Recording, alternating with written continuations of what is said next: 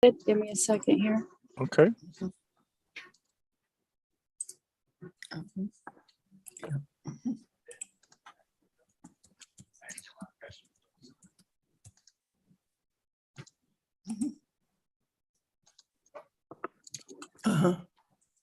Okay, should be live. Thank you, Heather. You're welcome.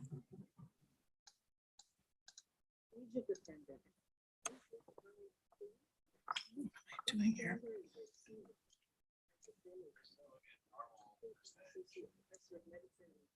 Here it is.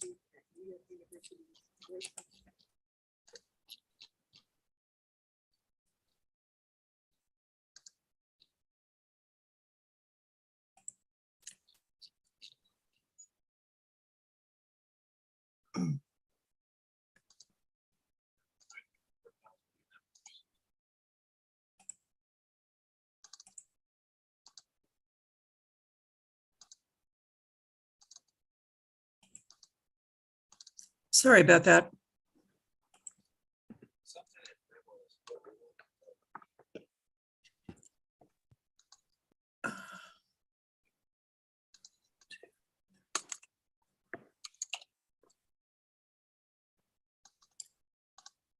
Keith, Yes. we have 4 SPAC members, which is a quorum. If you Okay. want to start the recording, we probably can call the meeting to order. Yes. The recording it has started, and we are also live streaming on on YouTube now, so the meeting can be called to order at your leisure. Okay, great. I'd like to call the meeting of the Salem Public Art Commission to order. It is 9:34. Today is Wednesday, July 13th, 2022. First on our agenda is introductions. I'm Chris Darcy, Chair of the Commission. Paula Booth, Commissioner. Susan Apak, Commissioner. Zach Hull, Commissioner. Keith Bondogwin, staff. Alan Dan, Public Works Engineering.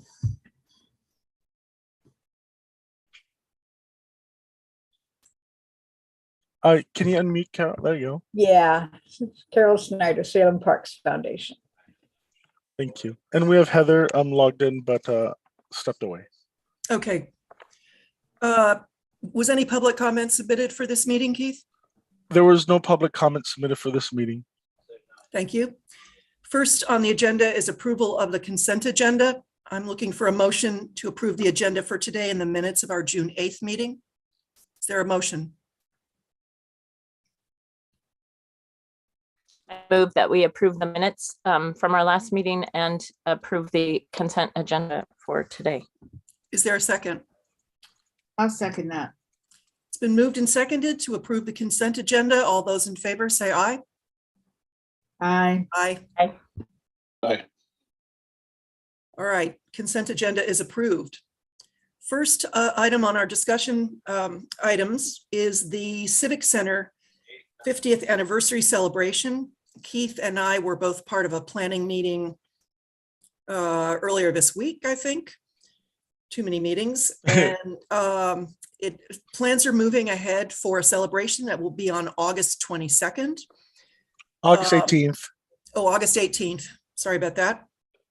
And SPAC has been asked to participate in commemorating the artwork that has been commissioned for the Civic Center and the library, including the exterior sculptures surrounding City Hall, and then, of course, the big sculpture in the Peace Plaza. So the thinking right now is that there will be multiple things going on. There will be an architecture tour that Docomomo, the mid-century architecture group, will be part of the development of. There'll be various performances from community groups that will be in and around the atrium of City Hall. There will be some resource tables, with some first responder equipment, fire trucks, maybe things like that. And it's definitely being planned to be a very open, welcoming, and inclusive get together. And I will say, with all the work that's gone on and the good work that the city has done, that campus, I don't think I've ever seen it looking better. Well maintained. The Peace Plaza really looks great with all the cleanup that's been done. New landscaping along Commercial going south outside the library with those new windows. Free parking at the library. It's it's nice that it has all come together for this occasion. So SPAC is being asked to put together 2 tours that would be maybe 20, 25, 30 minutes in length. There is literally a lot of ground to cover. One would be dealing with the exterior works, and one would be dealing with the library collection, because we've got the big new Amanda Wojcik piece, the completely reinstalled collection with all the new labeling, and then the reinstall of the birds. So and then the gift of the large Betty LeDuc triptych on the Plaza level. So, and then the Plaza, people will be able to come in and out of the Plaza entrance, and the Peace Plaza will be activated. So Paula, I'm hoping that you might be able to take the lead on the library tour. Perfect. Yes, I had planned on it. I have actually started figuring it out. So, Okay, excellent. And then I thought I could take the lead on the other part around City Hall. We also talked about being able to get into the city manager's office with the big carved doors and some of the portable works that are installed in that office suite, and then also get into the city council chambers where there's an interesting mix of pieces, sizes, media, what have you. would those interior spaces be part of your focus, or do you want those to be part of, or do you want me to just focus on the library? I think if you focus on the library, that would be, there's a lot of content there. Mhm. And then if I did City Hall, and these are not going to be exhaustive stops, because in order to get up and down out in, it's going to take some time. The fellow from Docomomo, who is pretty experienced at giving tours like this, when someone from the city suggested, well, maybe a 20-minute tour, he said, that's probably too short. And so, we're thinking maybe we could aim for that. And then if it's longer, it's going to be fine. It's been suggested that each tour be done twice. There is, Keith, correct me if I'm wrong about this, it's a 4 p.m. to 7 p.m. window. I believe, yes. It starts a little earlier for setup, but the Yep. main attraction is 4 to 7 because Okay. it's going to get hot. Yes, and then I'm hoping that there could be, maybe there's a tour at 4:30, maybe there's one before 5, and there's the second tour occurs after 5.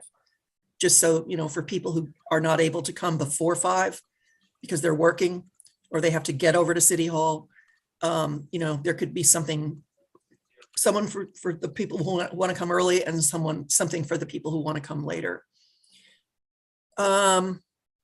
What else? And there will be an art scavenger hunt.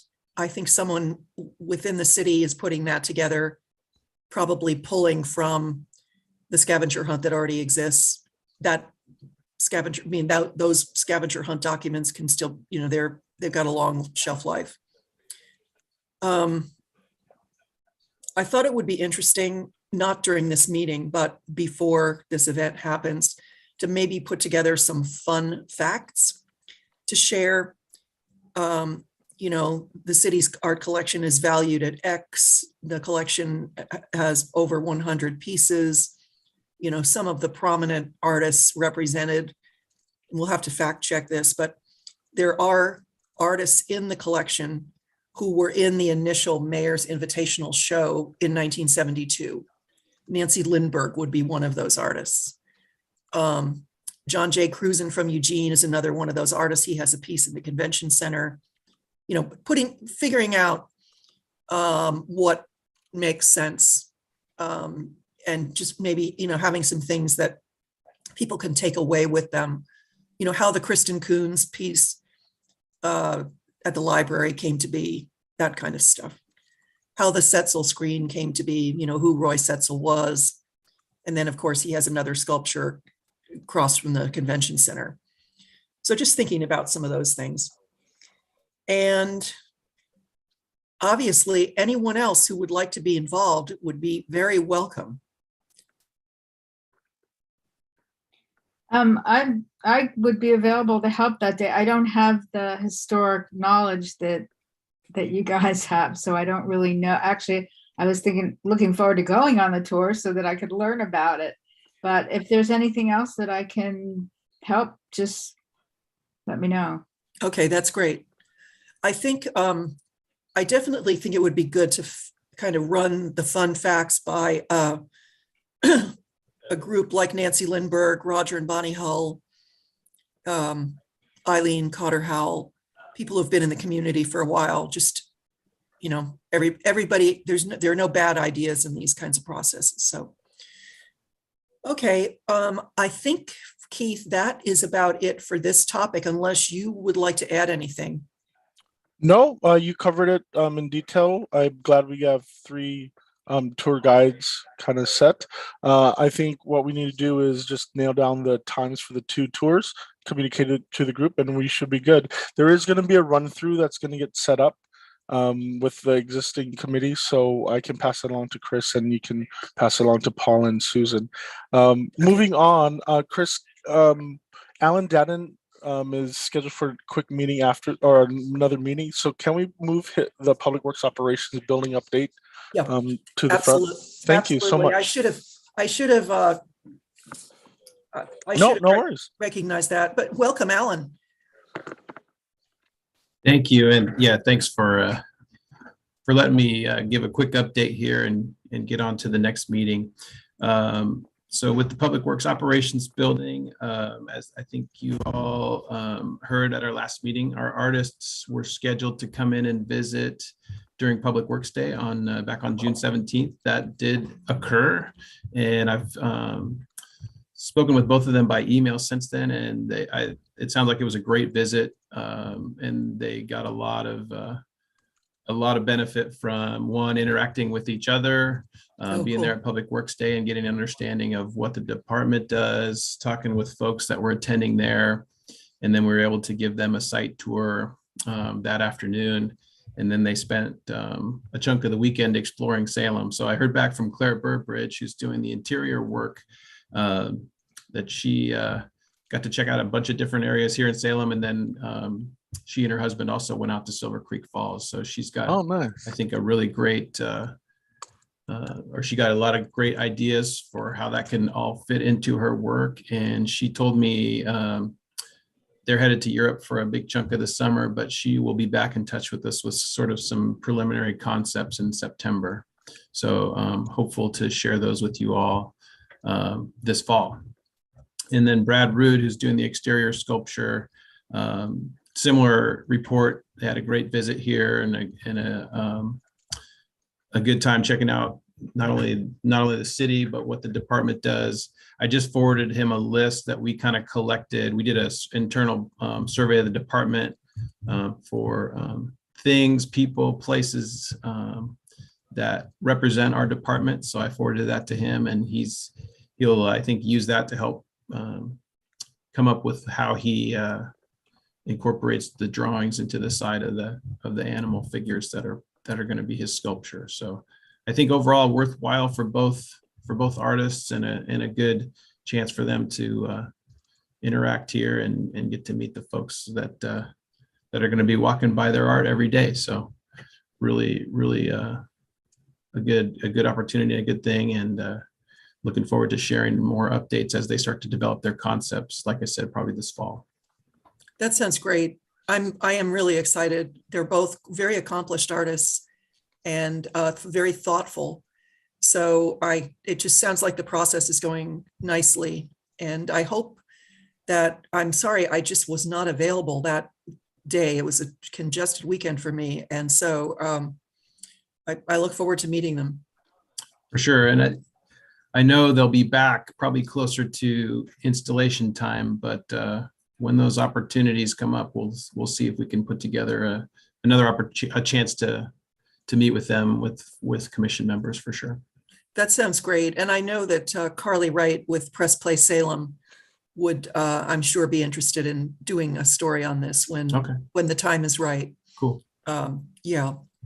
Alan, were you also is there any new update on the Civic Center first floor, the customer service on the first floor? Or are we just keeping that as kind of a standing item so we don't lose track? Yeah, no new update there, except that we did get bids and the project's going forward. Not surprisingly, in this current market, we had to find a little additional funding to make it happen because the bid came in higher than we wanted it to. But that's done, and so we're going to start construction there soon, probably early next month. And so that's underway. As far as, I think we talked about that project in conjunction with the old city council chambers doors, and figuring out how to incorporate those. They don't really fit there, but it is still on our radar for sort of master planning for more ceremonial space when we redo the rest of the Civic Center. Okay, that sounds good to me. So I think at our last meeting, we said that we'd probably do a direct purchase for something that would go into that customer service area. Our intent was, just to make the payment to the art fund. Okay. And then the commission can use it as they choose. Or it's going to be somewhere around 0.5% of just over $1 million. So, 5 to 10,000 if I'm doing my math right. Okay. All right. Any questions for Alan before we let him get back to other things? Can I ask just one question? It's not on the agenda, but the Peace Plaza really, it really does look great. Should we give up all hope for ever getting that fountain activated? I don't want to beat a dead horse. I just want to be clear. If it's like never going to happen, I won't ask about it again. I was wondering about that too, Chris. I have strong positive associations with that fountain operating and feel like it really drew people into that space. And I was at the library the other day looking out at an empty plaza, which I remember being filled with families and kids. And, not that that's our place to advocate for plumbing budget, but maybe it is. Yeah, I know it's an expensive project, but Alan, is there anybody talking about this? I do have some good news for you all. So the bond that will be on the ballot in November includes $2 million for Peace Plaza renovation. So our intent is to try to use some of that to bring the fountain back to life. I don't want to say that that's 100% because there are some challenges with how the health code works around those things now versus how it did back then. So it requires some pretty substantial plumbing changes. We looked at it with the library and it was just too much to kind of squeeze into that project. But that is the intent for part of those funds is to try to get that fountain operational again. Well, that's very good news. You made my day. All right. And I think just to add on to that too, there's a great opportunity. You mentioned sort of some of the work that's been done to spruce up around there, but I think there's also a great opportunity along with that fountain to sort of soften that area with some additional landscaping and make it a much more inviting area for folks to hang out. So that's the goal of that $2 million. Well, I'm sure the library would really welcome that. I know that they're working hard to activate the public programming coming out of their space. Well, good. Thanks for joining us, Alan. Yeah, thanks for advancing me in the agenda, and everyone have a great day. All right. Thanks, Alan. And welcome for the record, Spencer Emmerich has joined us. Good morning. Good morning. Okay, we are going to move on to the guidance of youth sculpture in Bush Park. And over the last couple of years, there's been, Susan. I'm sorry, Chris. Are we going to go back up to the Salem Public Art Collection story map above the updates? Yes, we are. Okay. Can you, I think you're kind of the expert on the story map. Yes. So I guess the question is, should we prepare to put out kind of, draw attention to do a media release prior to the Civic Center 50th anniversary that might get people excited about things? Does that time sound good? I think we have time to do that. Yeah, I do too. It's just a matter of how we want the council to, or the commission to participate in that rollout. I can get direction from you all and present that to staff, whether it is a news release, an announcement on our Facebook page, something to that effect. I just need a little bit more direction. And also there was a desire last time we had a conversation about bringing into or in collaborating with the state as well as Willamette University for a regional art tour. That was something that everyone was interested in. I don't know if any contacts were pursued after the last meeting with the state or with the university. And that's why it's just a topic for discussion. There's not necessarily a need to move forward with this at any time. It's really how the commission would like to roll it out. Well, I think all of your suggestions, so a media release, I mean, Okay. Would at the very least, social media, we can probably get some other collaborators in the community who are involved in the visual arts, like Oregon Artist Series Foundation, Salem Main Street, Hallie Ford. We can get some other people to help push this out. Okay. I think that there are a lot of people who have kind of a stake in supporting public art across the city, and this is a good opportunity. Okay. So I do think, Susan, sorry. Oh, last meeting we had talked about how we can really publicize the Salem Public Art, and we were kind of instructed that all went into the city bucket in terms of social media. I'm wondering whether the city could have a, we get blasts from the city, email blasts and things, that there could be an arts specific email that, or, way of promoting the arts and, the public art in Salem, or maybe not include all of the different organizations. There are a lot of arts organizations, and I understand that the city might not want to include them, but there certainly seems to be enough, especially with the story map and with the what's going on with the website and what's going on with the Civic Center, that there could be an arts specific communication from the city. Okay. And I did notice after our last meeting that the Landmarks Commission has a discrete Facebook page, has its own Facebook page, possibly an Instagram, but I might be wrong about that. So maybe we could, maybe Keith, you could take that back to whoever makes those decisions for the city, and then see if that's possible. It would not be, I don't think it would be an overload of work, and certainly many of us on the commission, can help contribute. But I do think there's a lot going on. Paula, did you have your hand up? Okay, sorry. All right, Chris. So on my to-do list, I will check. The City of Salem has a Boards and Commissions Committee, hence the policy that recently came out. I'm sure we're going to talk about. But what I'm going to do is at the next meeting, I can speak with those representatives from the other boards and commissions and see what their communication method is like, and see if there's something that we can mirror off of. Okay, great. Okay. Thank you.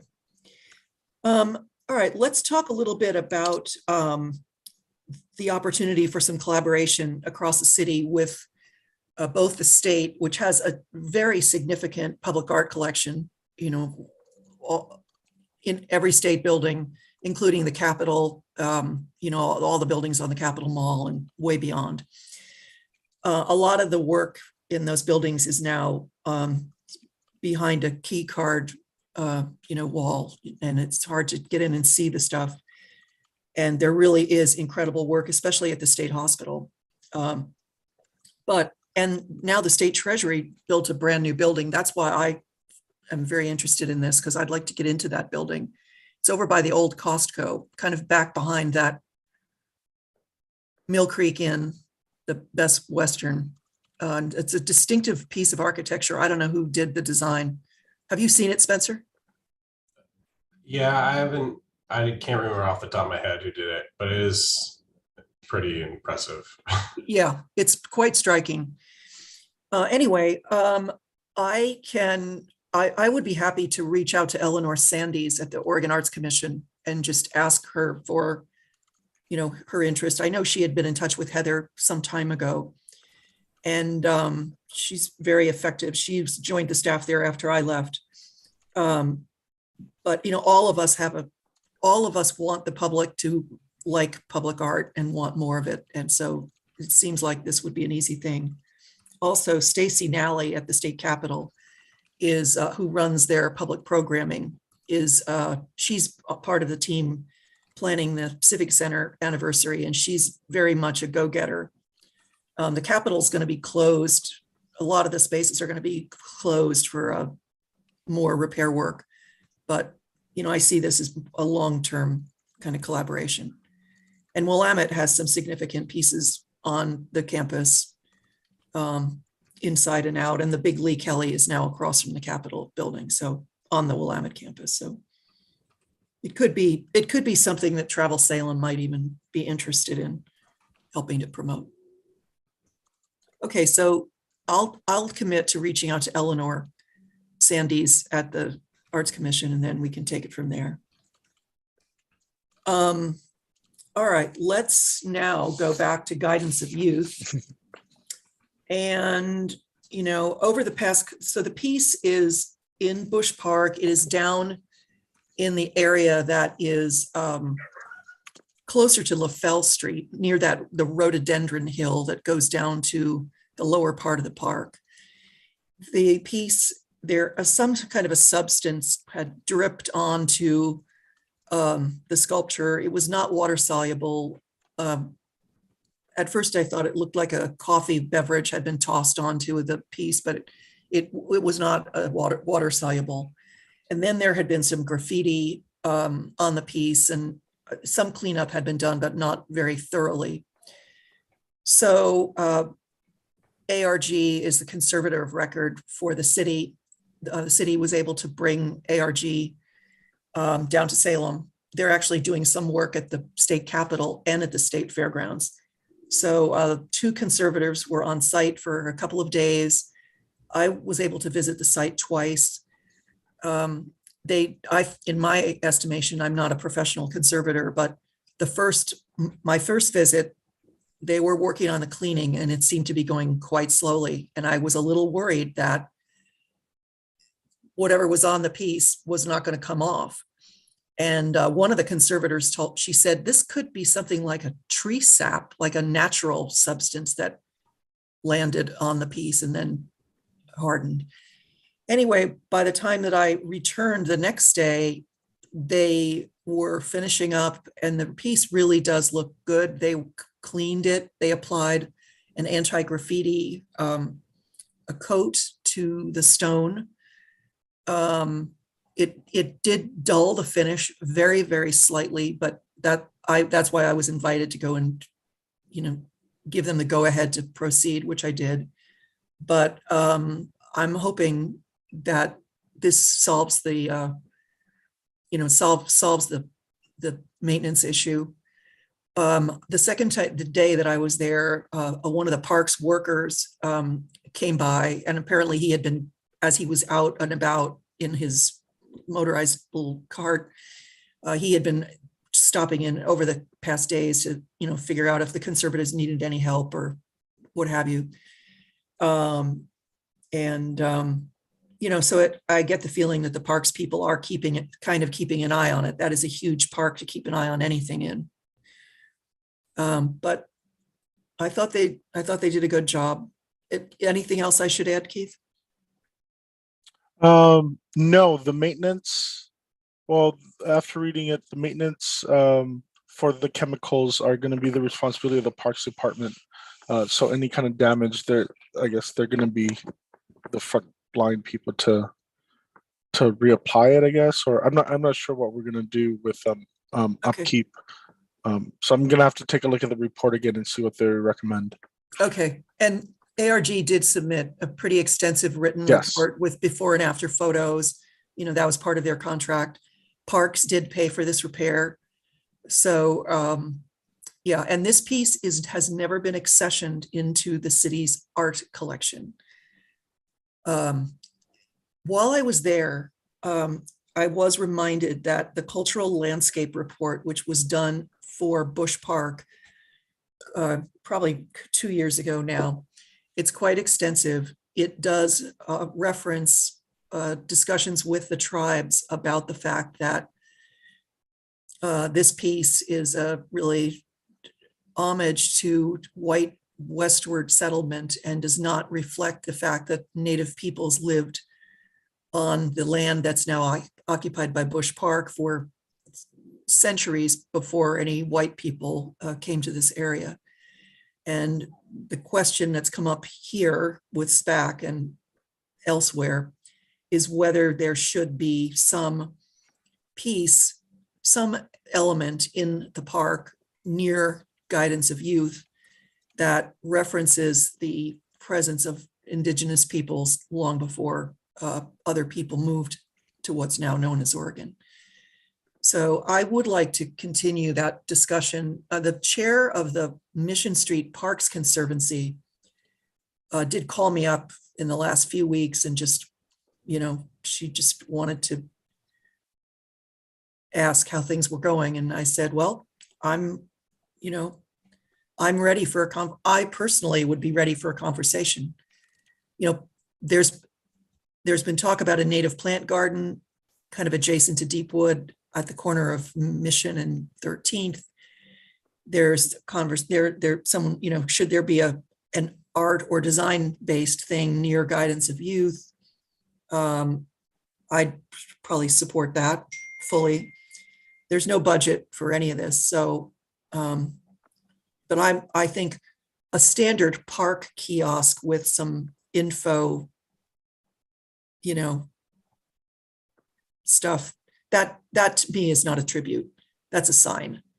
And this would be something that would be cause for reflection and something that would have a physical presence that would be not insignificant. Anyway, that's a longer conversation. I think we've got a lot going on, but I do think there's some thoughtful people involved with the Mission Street Parks Conservancy. And so, you know, it could be an opportunity, but it would be, you know, anything significant would not be cheap. All right, any questions or comments? This is in my neighborhood association, so sometimes stuff like this comes up, but this one hasn't. A neighborhood association person did originally report the dripped stuff. Okay, let's move on to the drummer. And Keith circulated a kind of an assessment from a sculptor, Lee Immonen, who was a student of Robert Hess at Willamette. He now lives in the Eugene area, where he has a pretty significant public art career. He actually did the huge sculpture behind the State Lands Building in Susan's Neighborhood Association. I think it's off of Winter Street. Anyway, did everybody read the Lee Immonen letter? I thought it made a lot of sense. So I guess, are we taking action today to either go with one of the other proposals, discuss the Lee Immonen? Maybe we should start with discussion of the Lee Immonen report. Any comments from each of you, all of you? This is Zach. I spoke to Lee a little bit. about it, and one of his, which he included in his write-up, but he noted that he felt like the the pieces were designed to be presented together, but that the risk to them is that they get moved around the convention center facility, and that they need to be movable. And so he was focused on a solution that would allow them to be presented together but moved separately, so that to prevent future risk. He felt like if they were reinforced and stabilized to independent bases, that they could be hand trucked around without too much risk. And he sort of expected that that's going to continue to happen as the convention center needs to move stuff around for whatever reasons. So I thought that was smart thinking. And then I liked his suggestion about referencing the reflecting pool in the design. But those are my comments, I guess. The issue of, Susan, go ahead. I just have a couple of questions. As far as the bases and where the proximity of each piece to each other, would the bases abut each other so that they would know, so that they would always be, they wouldn't be pushed further, one wouldn't be too far away, so that just, I imagine that the spacing now is where it should be, even if it's on two pieces. Yeah, I think that's the intent, is that they would be displayed together. I mean, obviously whoever's actually moving them around will have an impact on that, but the idea is that they would fit together visually and physically, but that they could be separated and moved independently. Mm-hmm. One other question was, just as far as the bases and what the suggestion of either the sandblasted steel or the coated, powder coated, which I guess would be a bit darker, I think. What is will they stay on the carpet that's at the convention center, and what color is that carpet, and how will that base look against the carpet? Is what I was wondering, whether it should, like, I imagine when it was in the water, it did reflect, but it also the base became part of the whole, pool there. It wasn't like a separate rectangle, wasn't viewed as a separate rectangle of base. And I'm wondering, what it will look like on whatever surface that it's sitting on. Okay, lots of points to respond to. The moving of artwork at the Salem Convention Center by non-arts professionals is a problem. And the convention center, they suggested putting the sculpture at one point on some wheels.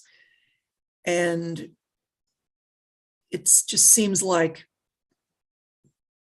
if these pieces are valuable, they should be moved by people who know how to move them, not people who are trying to set up for a trade show. And full disclosure, I serve on the board of the Oregon Artist Series Foundation. We have placed artwork at the convention center, and we have facilitated the loan of works from the Hallie Ford Museum of Art. And we have also paid for the damage to work that has been handled by other than professionals. So I think that there probably should be a conversation with the convention center management, who's very supportive of the public art there, about what the expectations are. The interior finishes at the convention center on the first floor were upgraded during the COVID closure. So the wall colors are now kind of an olive greenish, I think they call it edamame. It's a nice color. It looks great. The artwork looks great on it. The carpet is patterned. So depending on what space you're in, there'll be a different permutation of a patterned carpet that's got kind of a blue-gray, blue-green, kind of organic type of pattern. It's part of the circulation. The hallway space in the convention center must be polished concrete. It's not fully carpeted, but the edges are carpeted. And I think the drummer had been in the northwest corner of the main floor, and that area is carpeted along, I think it's is it Ferry Street or Trade? It's either one of those two streets. But the carpet runs the length of that hallway. So, yeah, at first we were a little worried that the carpet was going to be loud visually, but with the paint color change for the walls, it looks fine. I I guess don't know. Oh, go ahead. my input on that would be that carpets can change, but the artwork has its own sort of identity and integrity and history, and that the decisions should be probably based around the artwork less, and that if it would look better on the polished concrete than on the carpet, or better on one type of carpet design than another, it could be placed, that could affect its placement decisions, but that we would base the base finish on the sort of history of the artwork rather than on its decor elements. That'd be my input on that. I agree completely. And to be frank, we don't have any control over what happens at the convention center. Like Oregon Artist Series Foundation was never consulted on a paint color or the carpet, and it just happened. So that's the way it goes. But I agree. So are we, were we to move forward with the Lee Immonen suggested work, do we have budget to pay for this? Do you know, Keith, off the top of your head, not to put you on the spot? For the specific artwork, I don't think so, but every year for the next 5 years or 4 years, I think the art commission will have $25,000 transferred over for use for maintenance of the art collection, evaluation, items like that. It was just accepted into this last budget cycle. Okay. But other than that, we have about $40,000, and about $10,000 is used annually for maintenance. Ever since I've seen it so far. So Okay. All right. So let's assume that we can we can afford to move forward with this. I do think it would be interesting to have a conversation with Oregon Artist Series Foundation and the Convention Center about whether they are able to make any kind of a financial contribution to help with this I'll call it a stabilization of the work. if the commission's desire is to take action on this issue, my recommendation would be to put it under an action item in a future meeting, so that public can also discuss as well if they need to. Okay, that's a good suggestion. So is there a consensus to put this item as an action item for our August meeting? I would support that. I would support that as well. Okay, great. All right. Okay. That sounds like a plan. And thank you for facilitating the outreach to Lee Immonen and getting that out to us before the meeting. Oh, you're welcome. I learned a lot. And he is an interesting guy to work with. So and he's also from the Big Island, or he's also from Hawaii, where I am from. Oh, So we have really? that connection. Yeah. Oh, that's funny. I didn't know that. Yeah. All right, let's go on to the Echo Earth Globe. And Carol, are you still with us? Well, maybe she stepped away. Yes, I am. Yeah. Oh, great. Okay. Well, Carol Snyder's here from the Salem Parks Foundation. I had the pleasure of sitting in on a meeting with a few of their board members yesterday to talk about the Echo Earth fundraising. And I also was able to sit in their booth during the World Beat Festival with Mary Heinzman, the artist who is one of the leaders behind the whole Echo Earth Globe development. And I will say, just breaking news, the nomination of the Echo Earth Globe as a Salem local historic resource came before the City Council on Monday night. And I was able to testify. It had already come through the Landmarks Commission with a positive recommendation, and that so it is now a local historic resource, which should make seeking grants around historic preservation issues better. But Carol, do you want to give a report on kind of where the fundraising stands and anything else you'd like to share? Well, the fundraising, we're trying to earn $300,000 and or raise $300,000, and we gave ourselves 2 years to do that. But I go by the Eco Earth Globe a lot, and it is rapidly deteriorating. I think we need to move up our timeline for the fundraising, because it seems to be there's tiles falling down all the time, and some of them are just the ordinary tiles and some of them are part of the icons, and it's kind of alarming, actually. So we are going to try to step up our fundraising. We're going to, now that we have this landmark designation and we have the commitment from the council to fund part of the work to be done in restoration, we are going to start hitting up businesses, and we will be going for grants. So it's we hope to move ahead with that. Any questions for Carol? Any comments? Oh, Susan. Is there a social media site for the Eco Earth Globe that we could share with the neighborhood associations?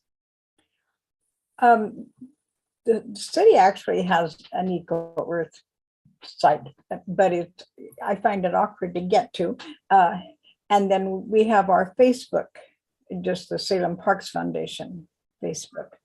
So it would be Salem Parks Foundation is Yeah, what yeah. the link would be. So for people who want to donate, is there a donate button there or anything like that? Yes, there is a link to our donate button, because we have a website. The Salem Parks Foundation does have a website. Okay. And in our posters about Eco Earth, we do have one of the QR codes that people can go directly to the donation page of our website. And But, yeah. where would we get that QR code? Is that available? Or maybe you could get one to me and I could do an image of it and share it. Yes, Yes. okay. Yeah, I can do that. Yeah. Yeah. Okay. So And- I would send that directly to you or to, Sure. Sure. It was interesting. One of the other Salem Parks Foundation board members noted that a couple of online donations had come in from areas far away from Salem, yeah, like Rhode Island, and yeah. Rhode Island. And so Place else, yeah. she emailed one of these donors and said, "Hey, I'm just curious. You live a long way from Salem and you made a donation." And it turned out that this woman had a short-term assignment in Salem. She went to Riverfront Park with a friend. They walked past the Eco Earth Globe. They saw the sign, saw the QR code, made a small donation. Yeah. So I do think, first of all, the sign's working. It's right there, easily seen. And anything that we can do to help spread the word, I think would be important.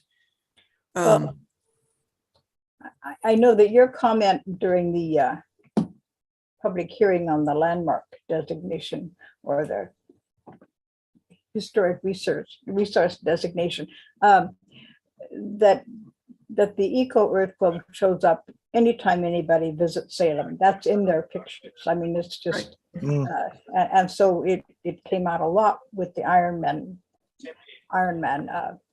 thing, because every time anybody ran by that, they took a picture, and it was just so. Mhm. It is a Salem landmark. It just truly. Yeah, it's interesting. I didn't have time to do it yet, but there's an Ironman hashtag for social media, and I was going to go on Instagram, use that hashtag, and see how many images that were taken by people from all over, Yeah. included the Eco Earth Globe. Yeah.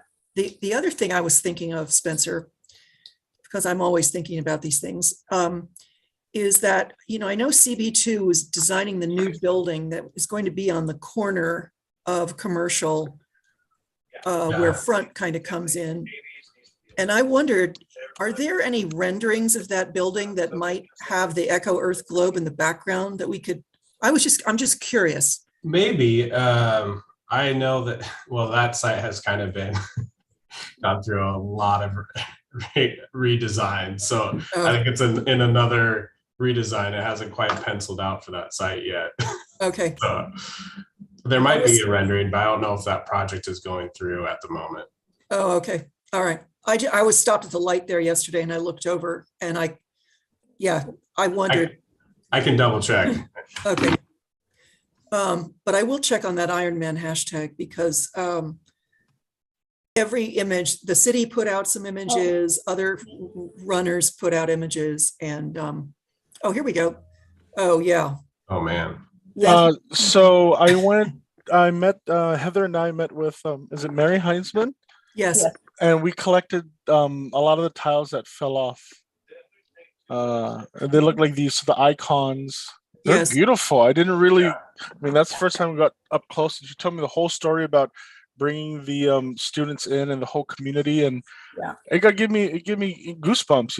Looking at this, and it's like we do need to fix Yeah. it well. And so, I have a lot of these tiles in a box in my living room, the blue ones. But the icons, Mary has it, and we'll be contacting the local artists to see if they can start repairing some of the pieces.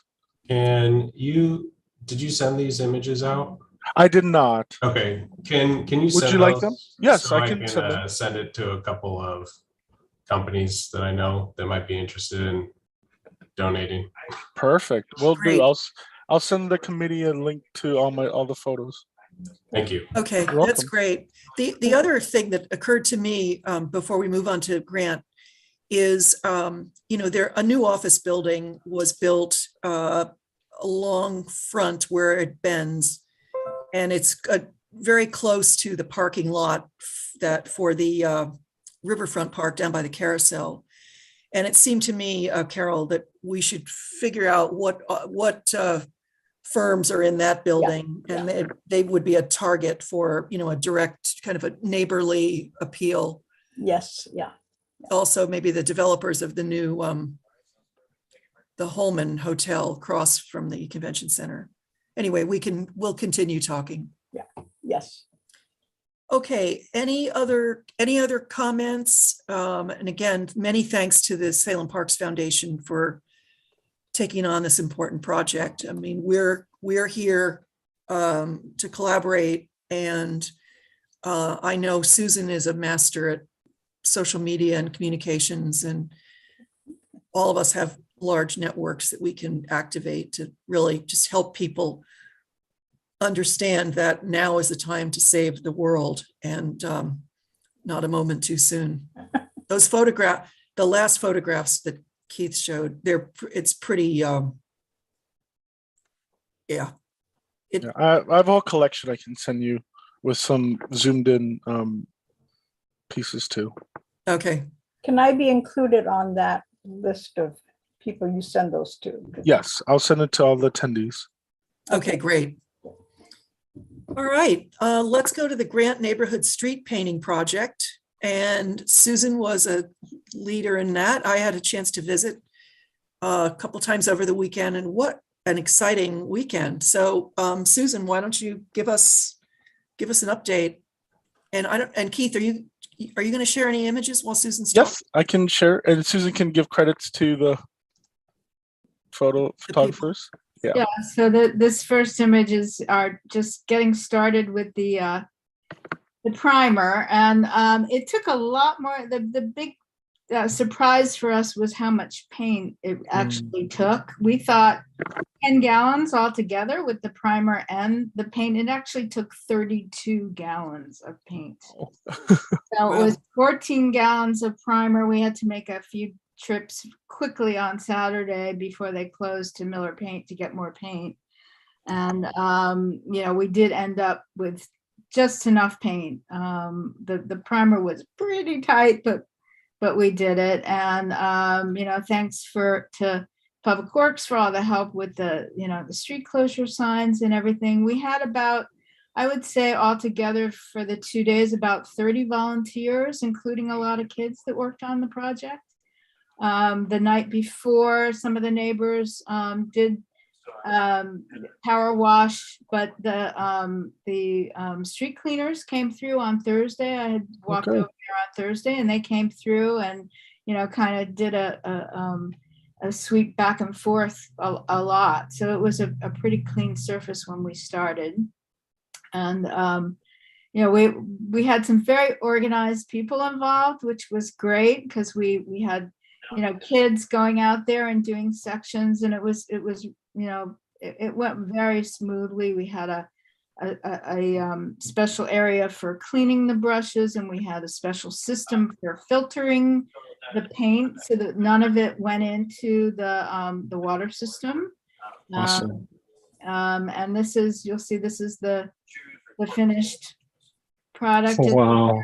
And then this drone shot by Ed Rutledge, who's in the neighborhood. He was able to do the drone shot, whereas Ron Cooper, who came out from Salem Reporter, and I don't know if you saw, there were multiple articles from Salem Reporter, and also Statesman Journal covered it really well. We got some great press.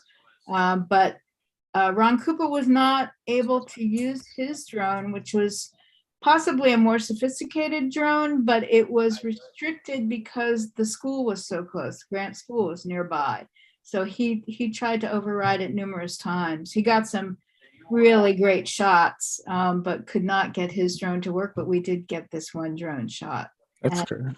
Yeah, it's very cool. We might get some more.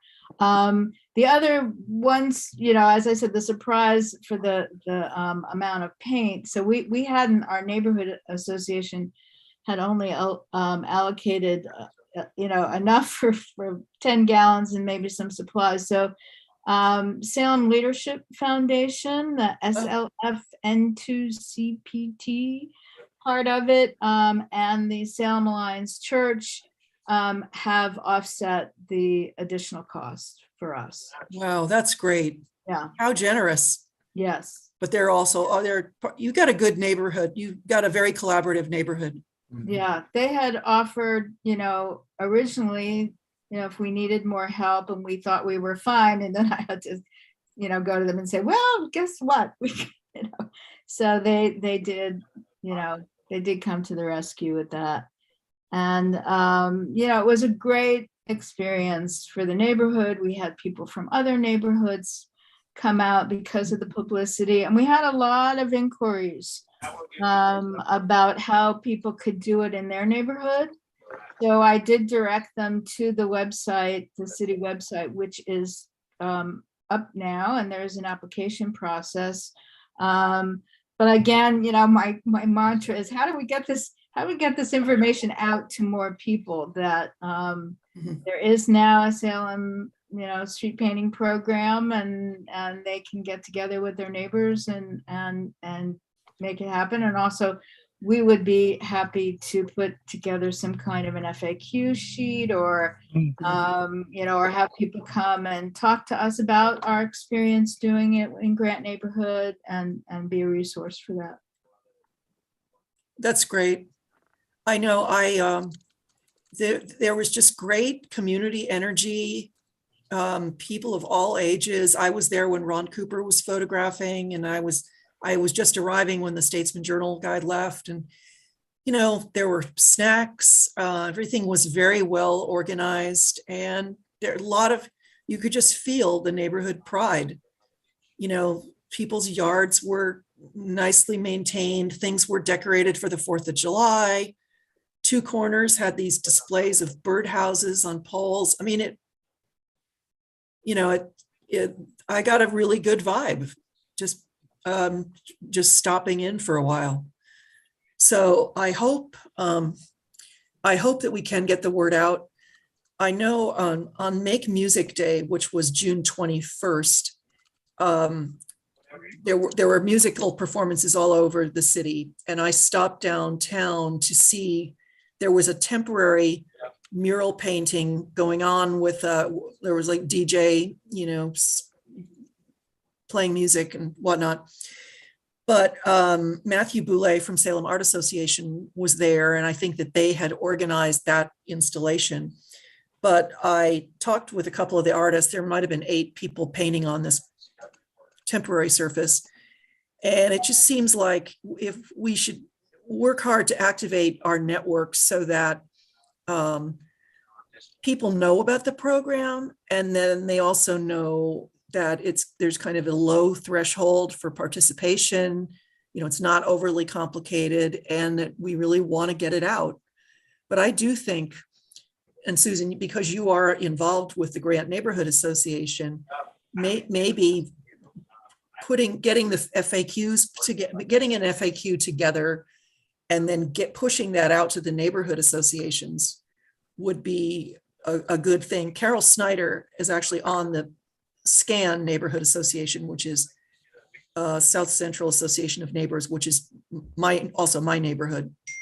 And there is interest in my area for getting something going. This does require 60% of the adjacent homeowners approving it? I think it's 40. Oh, okay. So, it's a good opportunity if you have an idea to talk to your neighbors and figure it out. Okay, any more questions for Susan or for Keith? Just one other thing about the neighborhood association. It was, one of my goals as the outreach person was to, get information out there about the neighborhood association. I did get about 20 people at least signing up for our newsletter. Oh. So it was a great way for neighborhood associations to reach out to their communities. So I think that's one way to go is through the neighborhood associations. Mm-hmm. Keith? Susan, have you spoken with Irma Dowd? She's the neighborhood associate. Okay, because I think she would be a good resource to help disseminate your FAQ resource. Yeah, I did actually just because I needed to submit for reimbursement to her for my layout of the paint, and I did just see she just responded to me. I had sent her some photos, and yeah, she's been aware, and I'll make sure to mention to her that. That if there's a way that we can get information out through her office, that it would be great. Perfect. Did the city put out a Facebook post on the Grant Neighborhood Street Painting Project? Because if not, that would be a great thing to post. I mean, the neighborhood association came up with the idea. A city councilor was supportive. City acted quickly to put a plan in place so the project could happen, and then it was successfully executed. It seems like a good example of, okay, when we kind of all pull together, we can make good things happen story. So Heather had mentioned that she, once the project was finished, to have some of those photos on the website, on the web page for promoting the program. So okay, I can work on that. Feel free to use those, and we have many. We have a whole Google site of tons of photos if you want more. So let me. Really? Okay. Well, I think I'm going to take you up on that offer and connect with our communications person, and maybe you can use some of those choice photos for the website and future flyers if that's permission is given. For sure. All right, great.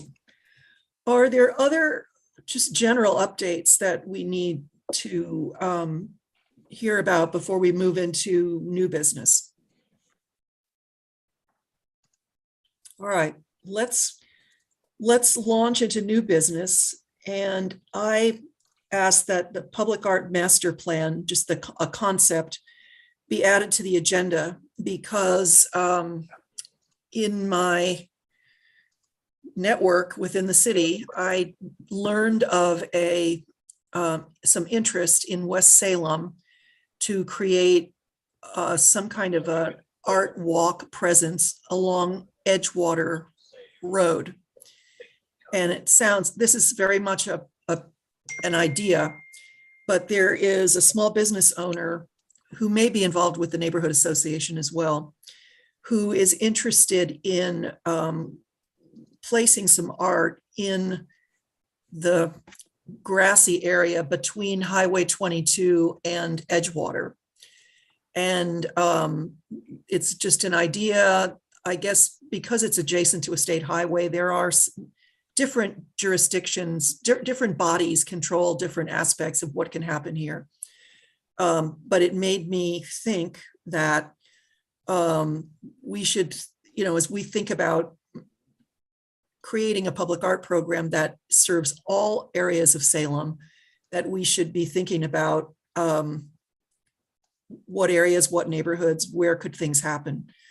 And so I'm suggesting that, as the work for SPAC develops over the next few months and beyond, that we think about, looking at the city as a whole, and then figuring out where there are parks, where there are city properties, where there are, there could be a collaboration to place artwork. And it could be temporary, seasonal pieces, it could be public, could be what we talked about for Bush Park, tribal presence, could be, I think I did a drive-by of the West Salem space, and that it's a tough space because there's a lot of vehicular traffic going by fast on 22. And then there's just a lot of physical stuff. Oh, there we go. You can see, can you just, yeah, right in there. That's the space that this fellow's talking about. So you can see it's not very wide, and that highway is right there. And people drive pretty fast. Anyway, I also think, could you go, I also think the flat neighborhood in the lower part of West Salem that's behind this Edgewater area would be an interesting area for some street painting. Back over in this like where Elm and some of this neighborhood could be interesting for a street painting project. It's an older neighborhood, and I know there's at least one roundabout in there. Anyway. Sorry, I'm distracting. Yeah, back in there. Anyway, I do think it would be worth just considering kind of a master plan piece of our upcoming, work. All right, How would that be done? Well, ideally, it wouldn't be done on a Zoom meeting. It would be, like literally getting out. Maybe, like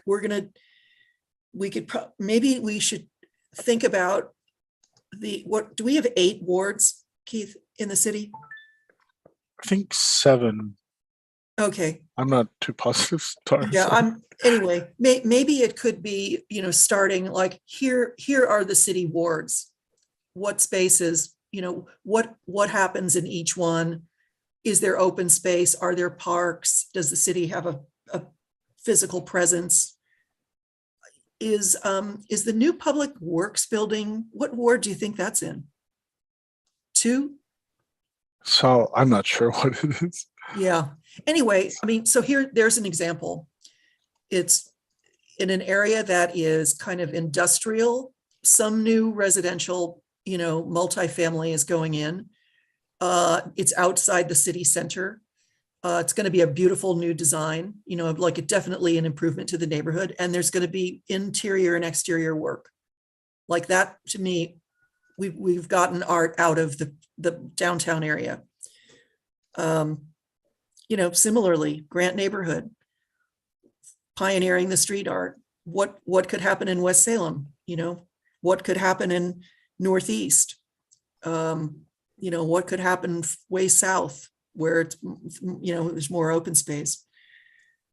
Anyway, I just think it would be, I think it would be interesting to take this on. And I do think it would, Keith could just in a matter of seconds pulled up some aerial shots. We can see, okay, here's where we are. But I do think literally getting out on North Portland Road, getting on foot, just, And here we go.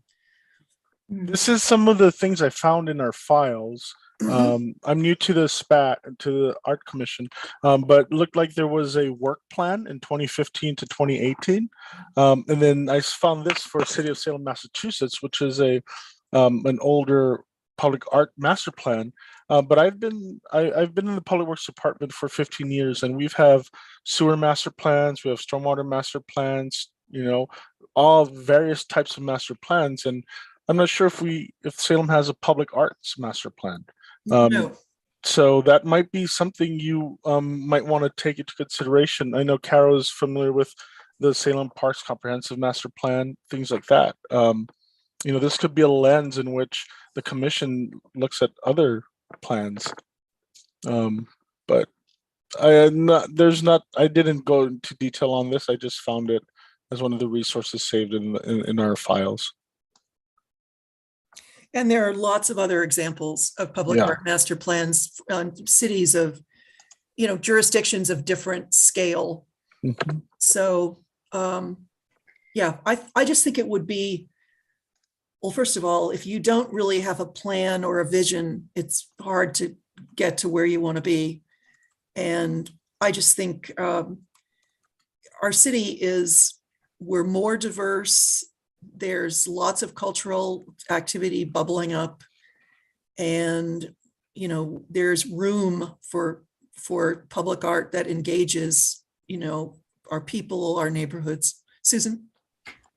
Do you think that the neighborhood associations would be a good place to start with that? Maybe, excuse me, some kind of a survey or something saying, hey, the city is looking into doing this. Are there areas in your neighborhood that you feel, because I know in our neighborhood there are people want to do murals and other things like that, but since the neighborhood association system is already in place and there are people engaged, it might be a good place to start for that, rather than having us kind of look at the whole picture, which is huge. I think that's a great idea. I definitely. Because the neighborhood associations, kind of by definition, bring out the people who are connected, or at least are listening for, what neighbors want. Yeah, I think that would be a very doable place to begin.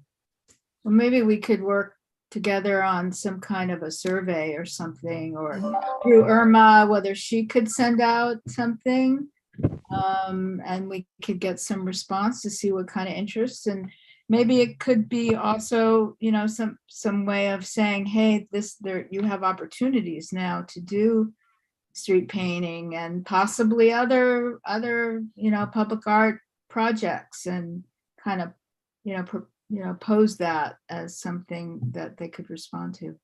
Yeah, Chris, I think.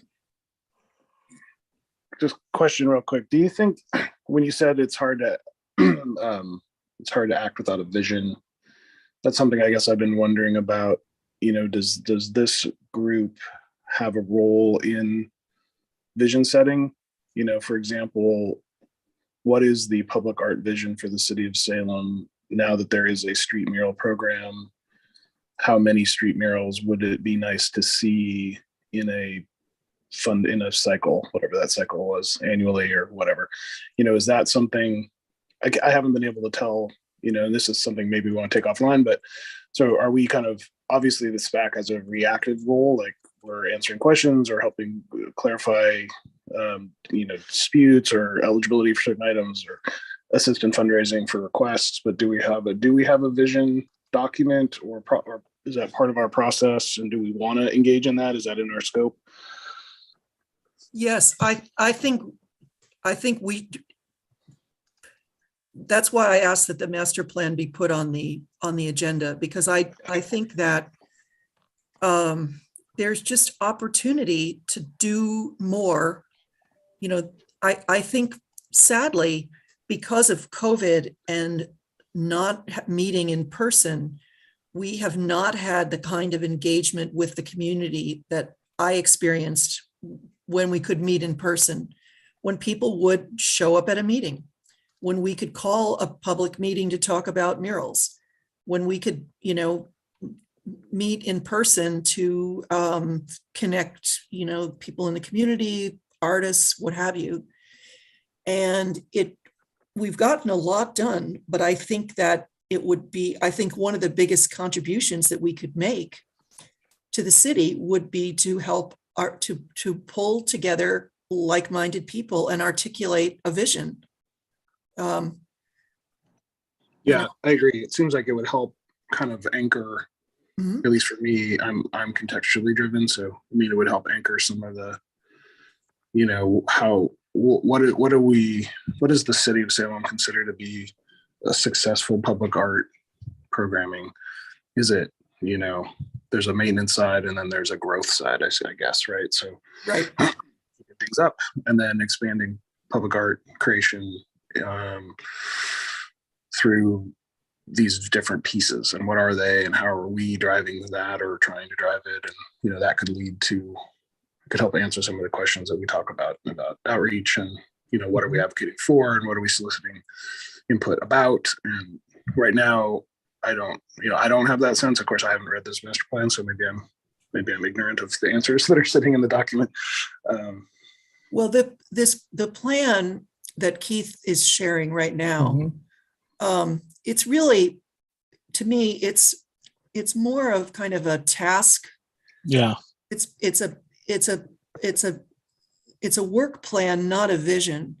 The good news is that a lot of the organizational side of the public art stuff has been organized.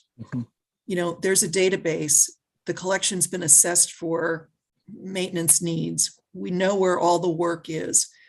All the work at the library was reinstalled. We did a great collaboration with the Oregon Environmental Council on the Lillian Pitt, Good Sense piece. We got the big commission in at the library. The public works ops buildings, the artwork's going to be really striking. All this is, so now it's kind of like, okay, and the street painting, got that, the city acted on that quickly.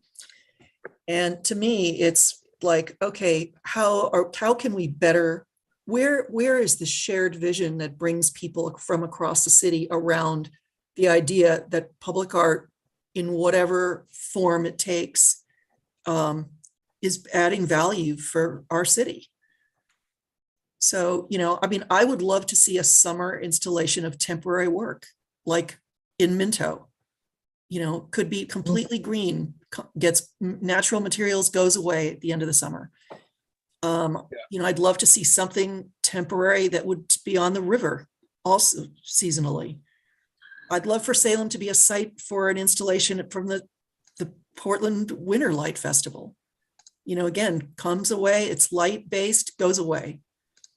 Yeah, I think, it'd be interesting to try to, hang those ideas on a conceptual framework, where we could say that in collaboration with interest groups from the city, whoever they are, we have defined this vision of an engaged and aware community of citizens who appreciate public art, or whatever the statement ends up being. And then we have a series of initiatives, that's one of which is awareness, and one of which is sort of neighborhood beautification, and whatever. And then we could be involved in setting some minimal goals to, if there's eight,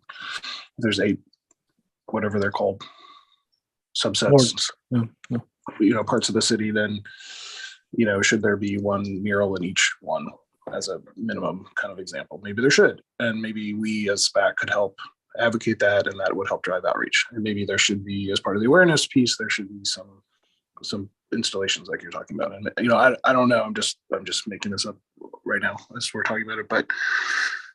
But then it feels like then new SPAC members as well, since I know we're in a kind of a rebuilding phase, could come into a more structured, like here's what we're going to ask of SPAC members, is that they're going to engage with these initiatives based on this vision that was created collaboratively.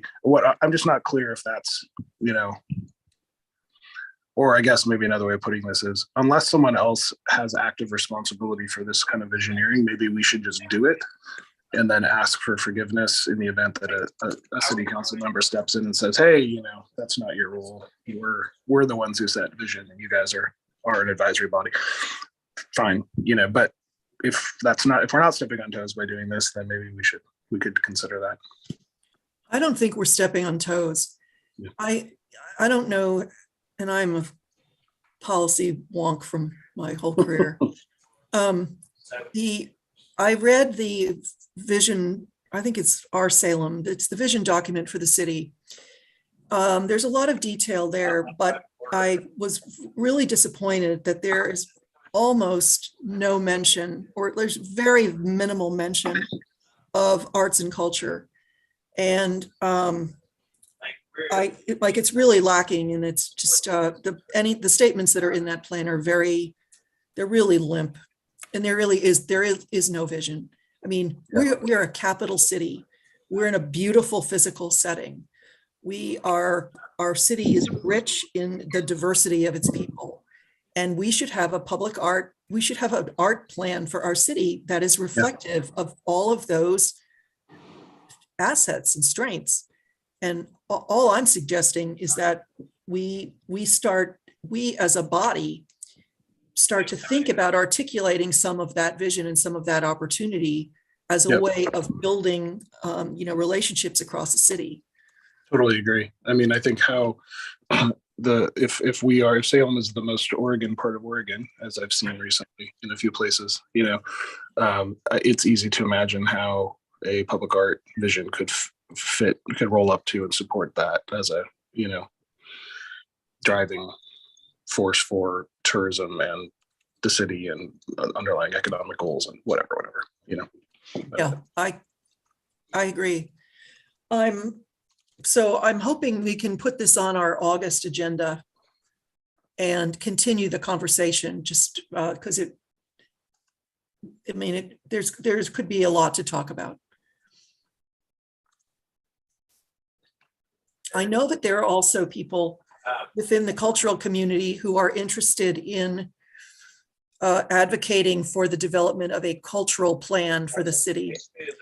So a cultural plan, usually involves inventorying the assets, whether those are historic places, whether those are traditional gatherings, whether those are the presence of the tribes, presence of artists, what have you, and very inclusive of arts, heritage, and humanities. So people have been in conversation with me about trying to get that type of a planning process underway as well. Great. All right, if there's not objection, I'd like to move forward with the other new business topics. This second one, I think, could be short. I manage a Gmail account for the Oregon Artist Series Foundation. A sculptor by the name of Jesse Swickard reached out to the Oregon Artist Series Foundation to see if they were interested, or if the city was interested in purchasing this sculpture, which Keith has shared the image of. And the Oregon Artist Series Foundation is not interested in purchasing this piece. And Keith, I don't have his email up in front of me. Can you remind me what this fellow wanted to sell this piece for? Yes. 5,600, something like that? 5,900. Okay. And I can show you the details. Okay, perfect. The email.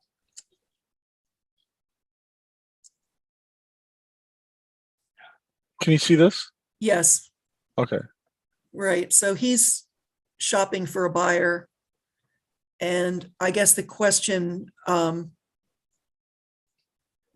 you each and all is anyone interested in considering this work for purchase by the city of Salem? I'm not hearing any. I mean, this is Zach just commenting. Is there is there a, going back to my contextual needs, how do we vet things like that? Is there a process? Is there an annual cycle? Do we just kind of consider requests as they come? People offering stuff. This particular piece, just on first blush, I don't know. I'd have to look at it, but I'm more interested in how do we deal with requests like that? Most of the requests, the city is often approached by people who wish to donate works of art. And so we've considered them, back to your original question, we've considered them on a case-by-case basis. Our situation is that the city does not have unlimited space for works of art. The city does not have any storage for works of art that do not have a place to be displayed. And the city is pretty under-resourced in terms of just buying things in general. The last large gift that was accepted by the city was a large triptych, Trees of Life, that was gifted to the library by Betty LeDuc from Ashland. And it's a large piece, it's high quality. There was conversation with the artist, in terms of what piece she might be interested in gifting to the library. I can't remember any other piece that was accepted by the city as a gift in my tenure on SPAC. Just in general, the work that is proposed to be even gifted is not of high quality work. If this sculpture does not, well, I don't know where it would be cited, first of all, but to me, it's not reflective of the highest quality sculpture that's being produced in Oregon today. Yeah, I was just kind of wondering if there's a annual acquisition budget or role that we would play directing that or participating in that, and how to be strategic with resources that were dedicated to acquisitions. I think the bulk of the work that's been acquired over the past few years has been associated with new construction projects or the seismic upgrade at the library. Okay. Where the city's 0.5% for art is kicked funding, in, yeah. And we've done an open RFQ, based on, an interest for an interior piece, let's say at the library, yep. Or for the Public Works Ops building. There was an opportunity for a piece outdoors and for work inside, and then, the city posts all of its purchasing opportunities online. It's, so it's an open thing. It's not someone saying, I've got a work I want to sell you. Right. Okay. Thank you. It seems like it would be sort of opening a can of worms to say that any artist could send in art and just say, hey, you want to buy this? Or even I want to give this to you. I mean, I've been involved with other organizations where people say, I want to donate my grandfather's art all to you. And it's it just gets very complicated. So I don't know if there is a way for SPAC to have some kind of a framework, like Zach was saying, to say, we don't do this, we do this. These are the circumstances where we would or not. Like I said, in my experience, it's been more of I have a lot of work that I need to get somewhere, and I'd like to give it to you. And, the city just cannot accommodate these things. There literally is no room. So I'm really mindful of that. Is there a desire from the commission to perhaps explore a policy to, I guess, give direction to requests like this? A part of me likes the take requests, on an individual basis, because I will say that the Trees of Life gift from Betty LeDuc, who is a longstanding Oregon artist, of reputation. The piece was of a large scale. It was, there's real value there, and it was a win for the library. And we don't get that many of these requests. The reason and this came into the Oregon Artist Series Foundation, but because it mentioned, I'd like to see this, or sell it to the city, I brought it here in order to close the loop and be able to respond to the artist and say, thank you very much. The city of Salem either is or is not interested in this work at this time.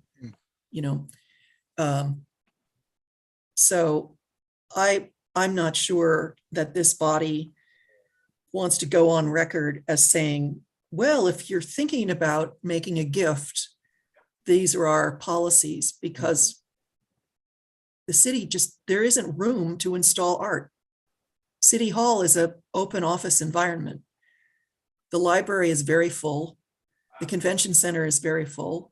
There just aren't that Public Works Operations is going to have its art budget with some major commissions.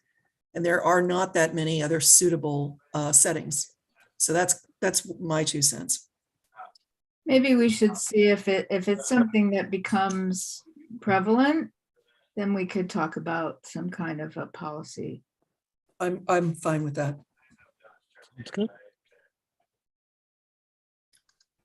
Okay, and everyone saw Paula's comment that her internet's unstable, so she's with us, but she's took her video off. And I may actually have a conflict at this moment, so I might need to leave. I apologize. Okay, great. I think we're very close to wrapping up. Okay. But thank you, Zach, for all your Thank good you so thoughts. much. Thank you, Zach. Thank you. All right, it sounds like we discussed the possibility of some field trips, and I agreed to reach out to Eleanor Sandys. We'll try to get that going.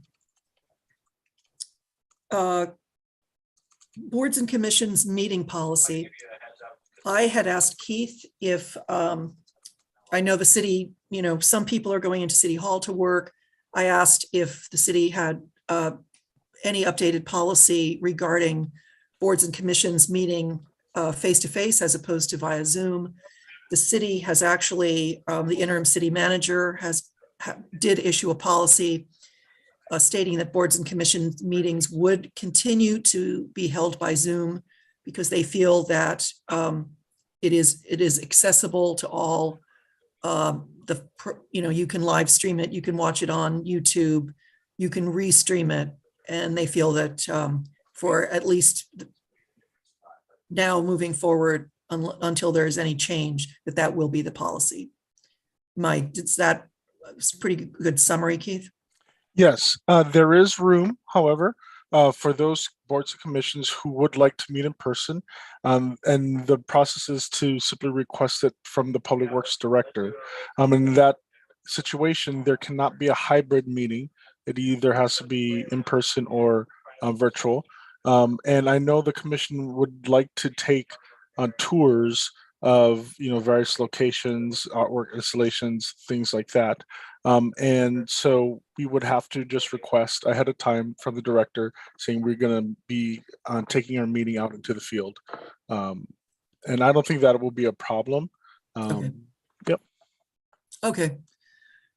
All right. And then recruitment for Spec. Obviously, we're down some people. We need to encourage anyone who might be good, to get their application in via the city's website. I know Paula, I think, had a colleague who was interested, and I know I believe he submitted his material, and I will go through my networks and think of some people. We're South Salem represented. Zach lives in the Corchemecata Historic District. Susan is in the Grant neighborhood. So if we can think about, people who fit within the categories, of expertise that SPAC calls for, and then just think about, art and public art design people from across the city who would be interested, and willing to put the time in. Now's the time.